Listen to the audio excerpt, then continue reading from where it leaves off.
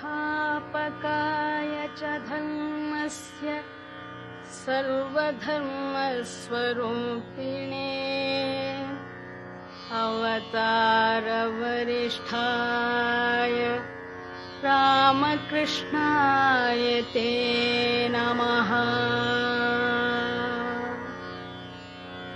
भज गोविन्दं भज गोविन्दं भज गोविन्दं भज गोविन्दं गोविन्दं भज मूढमते भज गोविन्दं भज गोविन्दं गोविन्दं भज मूढमते।